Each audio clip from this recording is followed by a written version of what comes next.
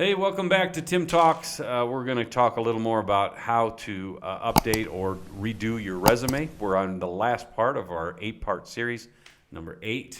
Let's go ahead and get right into it. Number 8, avoid common pitfalls.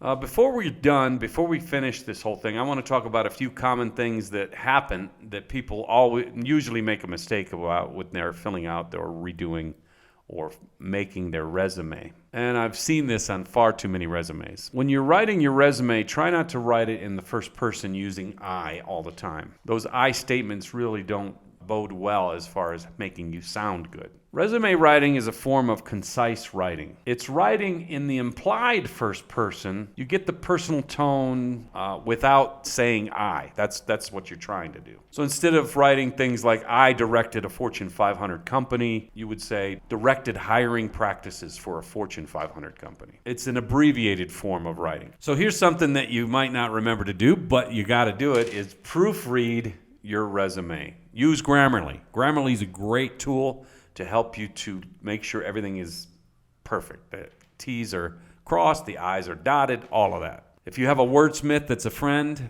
that you know that is really good at editing, have them do it. I use my wife. She's amazing when it comes to editing anything and correcting anything that's either spoken wrong or maybe misspelled, anything like that. So that's something you've really got to check on so that everything looks good. Now, we've talked about overused phrases that are commonly used, and that is really a resume killer.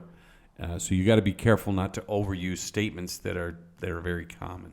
You want to opt for high-impact phrases instead and leave out objective statements. And when you write about generic achievements, they don't really explain who you are and how you can accomplish what they are looking for in that job description. So those kind of generic things need to be left out because you want specific things that are going to really explain to the hiring manager why you should be working for them. Again, don't use the words team player. That's way overused. It's overkill, and recently studies have shown that it can have a detrimental effect on the whole resume, and they may even just toss it out if they see that too often. So most employers want a team player, but you can't say I'm a team player. You just need to explain somehow in your resume that you are a team player. How your group has managed to do what they've done, and it'll show forth, or it'll come through in the way you describe yourself. And remember, soft skills are very important. Do not forget to include them in the resume.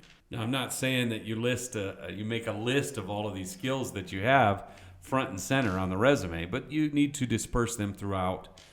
Maybe there's a place that you can talk about some of the soft skills you do have. And that's going to really benefit the resume, and they're going to see that. So if you review all 8 of these steps, they're going to help you to really fill out a fantastic resume, and it's going to be a tool that's really going to help you to achieve the goal you're looking as far as getting a new job. It's going to help you accomplish that task very well. And if this didn't help, you can do one more thing. Just Google it. Google how to fill out a resume.